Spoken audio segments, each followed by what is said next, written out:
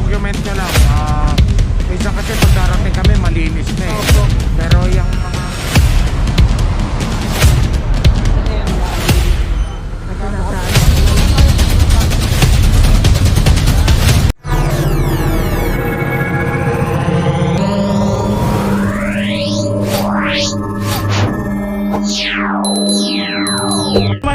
Ay, tinawag si boss kanina kasi nila, sir.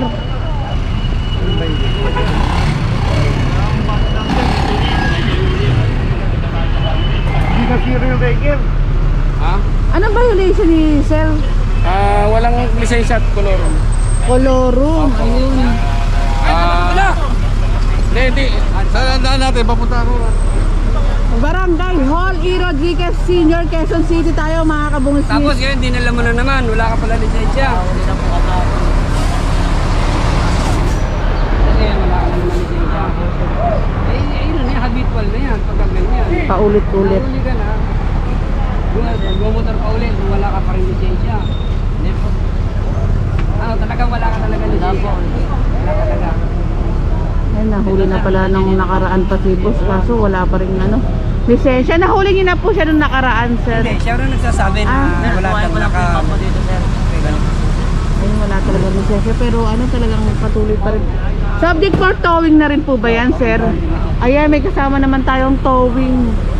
Dahil nga po walang lisensya si boss.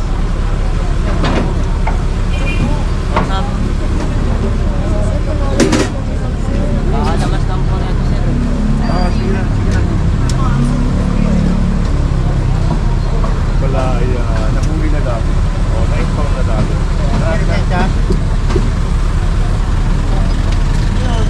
Tawin na ba? Kaya may kasama tayong towing. Ayun, mga kabukit. Tow na po yung motor.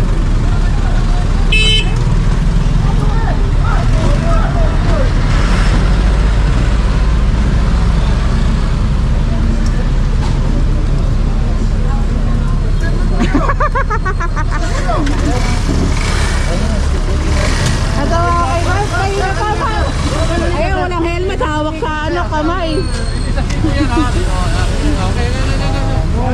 Pero lisensya mo, Ayun, ngayon palang susutin. Oh, suli na. Nakita ka na, na-visual ka na, na-picturean ka na ng license ka lang, pakilabas. Pilit mo. Pakipilit ka lang. Kasi nasa kamay. Bakit tayo mag-ginagamit mo? Hindi nyo yan, protection nyo yun eh. Buhay ang pinag-uusapan nyo. Buhay ni boss at ang buhay ng pasabay o madidisgrasya. Nag-helmet. Ayan, may piso. Ayun, sir. Sir. Ayan nyo ba? Ayan na. Pasensya na mga boss. Kanina natawa ko kay ma'am. Lahat ng masakyan niya, huli.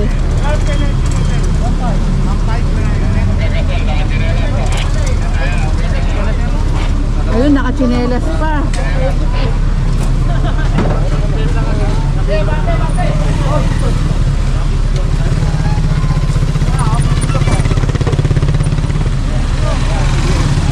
Dito! Eh saka si ma'am din natawa, kaya ako natawa kanina kay ma'am. Nagjo-joke siya. Kada nagit ng camera mo.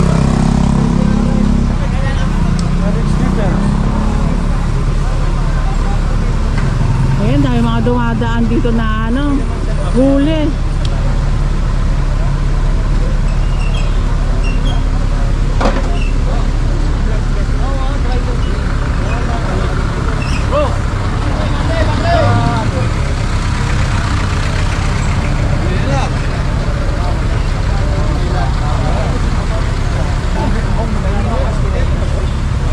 Excuse me, Sir Richard, pa-explain naman po sa viewers natin na pag nag-park sa bahay mo, pwede mong i-report sa MMDA po yung niya. Oh yes, so pag yung merong halimbawa obstruction, illegal parking, Opo. pwede nyo i-dial ang 136, yun ang hotline number ng MMDA. Mas maganda, it's much better, document ninyo. Kasi kung magiging habitual, tatrabahuin naman ng MMDA yan. Actually, meron din tayo yung tinatawag na non-contact apprehension. Opo. So, tatrabahuin ng MMDA yan. Just kailangan lang inform din. Sa laki ng Metro Manila, minsan hindi namin kagad nakikita. Kaya pwede nyo i-inform sa amin. Tsaka Malaking Sir tulong Richard, po sa pwedeng amin. mag-send din ng ano, yung ano po, plaka nila, isend sa Pwede po, MMDA. pwede po. Document nyo lang. Minsan kasi pag darating kami, malinis na eh. Opo. Pero yung may mga violation na ganyan, hinahanap din po namin yan. Maraming salamat Sir Richard. Ayun sa nagtatanong nga rin po, ayan si Sir Richard na po mismo ang nag-explain.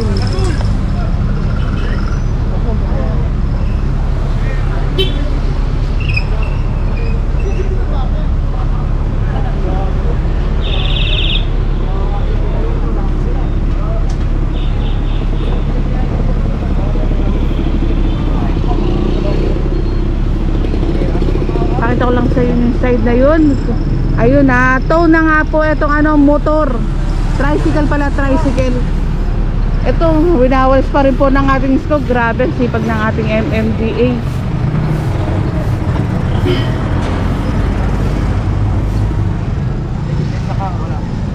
Wala talaga.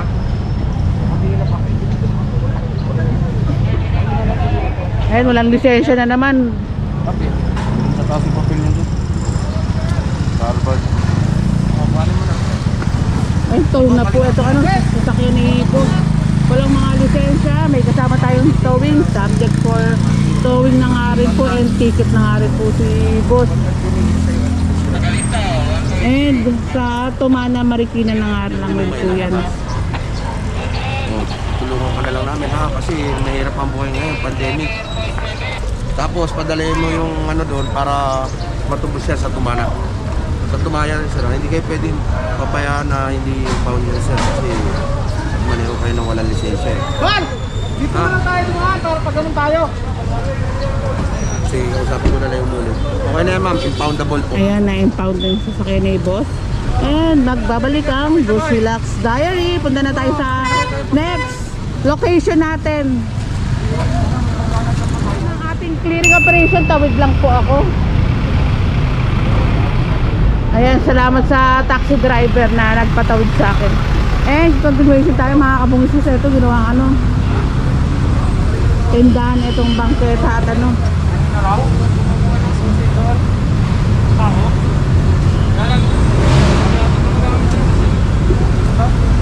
Itong ano, sidecar.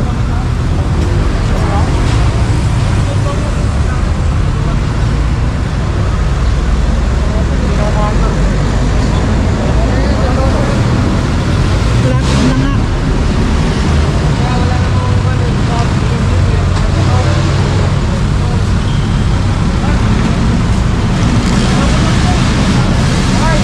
Sabi nyo lang, tanggalin ito ha. Balik namin, dapat wala na ha. Ano kami nalalakaran pa naman. Ayan mga kabungsis pa, sabi na lang daw kay boss na kayo din narinig, inulit ko lang na alisin na nga po ito maluwag naman po itong ano, bangketa. No parking either side. Ito po tinuturo ni Sir Richard. Kadena pala. Ayan. Kaya kailangan ng ano, bolt cutter.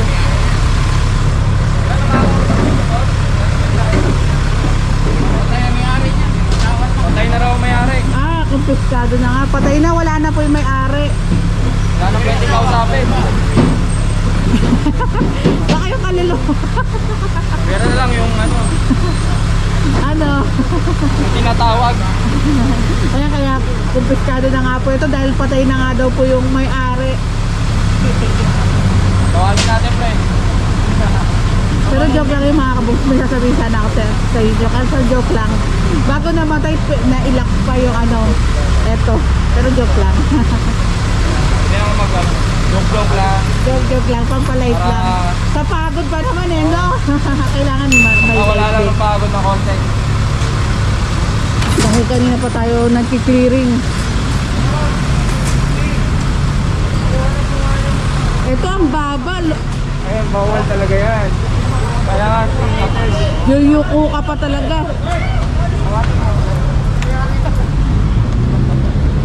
Tulad kanina, yumuko pa si boss. ano pala yung sinasabi kanina sa SS?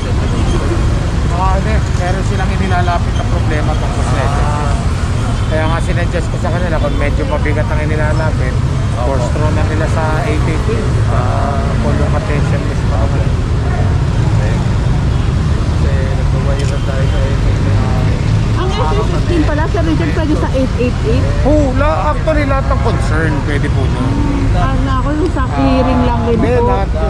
Ang maganda lang doon, talagang ina-actionan po yan. Parang kami, pag na-receive namin yan, kailangan within 72 hours may action taken kami. Pag hindi, baka kami ang actionan dyan. Kaya may action taken yan. May action taken lang. Ayan, thank you, Sir Richard. Nadagdagan yung kaalaman ko nga rin po. Kala ko ang 888 lang. Para sa complaint, para sa lahat pala, SSS din po pala. Nakakount natin ito as illegal signage kasi unang-una nasa sidewalk siya. Pangalawa, masyado siyang matanda. Hindi siya magiging pasahol. Tatanggalin ako. Hindi correct yun. Kaya kami nandito para tama. Ay, kumain yung i-correct. Ito kami nag-correct. Kami naman, pag nag-correct, madali lang. Tatakasin namin yan, ikakangga na namin sa truck yan. Ay, nalang naman correct. Sayang. Pwede. Mga 24 hours. 24 hours? Bukas, kailangan makita kami, may pagdadalo na yan. Kasi ngayon na pwede na nakapagpapayan. Sinabihan ko na, hindi kami nakulang na paalala. This will serve as verbal notice. It's considered as notice. Dahil sa pwede siya mag-cause ng danger sa public, kaya binibigyan namin kayo ng ample time lang, minimal time lang. Ano kaya babakos? Tanggal niyo muna, tapos kung gusto niyo, tsaka niyo paayos sa plate. Kailangan 3 meters ang height. Sige, kayo lalagpas niyo sa gatas. Okay? Okay, sir. Sige, ma'am. Ito po ang tinuturo ni Sir Richard. Napakababa nga po.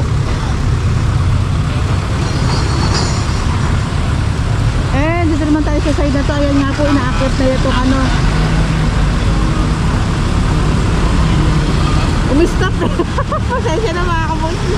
Umistop itong lalagyanan nga po. Ayan, sabi nga po, patay na yung may-ari. Ito pang isa. Minsan naglo-loading ako eh. Wala na pong mag-abot yan. Hindi. Kami na sa Sinabit ko lang po, ma'am. Dito yan sa... Itong poste na po ito. Sabi ni ma'am, may poste na to. Sinabit na lang daw nila, ma'am. Ayan. Opo. Lahat po ba yan sa inyo o ito lang po? Yung dalawa sa taas, amin. Opo. Salamat, ma'am.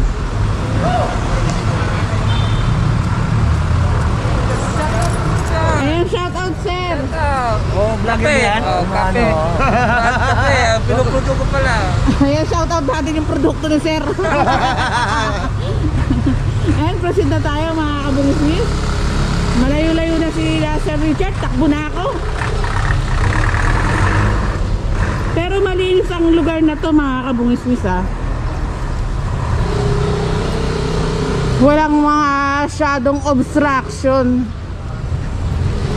And kung meron kayong complaint, dial 8888 and www email po kayo www.mmda.gov.ph. Complete details, address and picture. Pag yung address, complete details na lang po ay yung lugar mismo ng inyong ipapa-clearing na lugar. Malinis ang bangketa, malinis. Nalalakaran.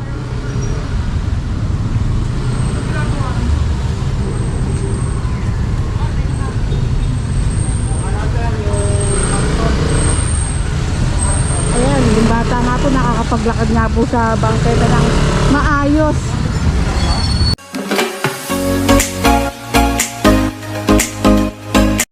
I don't wanna fall in love. I just wanna have some fun, yeah. I don't wanna fall in love. I just wanna have some fun. I don't wanna fall in love. fall in love, fall in love, fall in love, fall in love, fall in love. I don't wanna fall in love.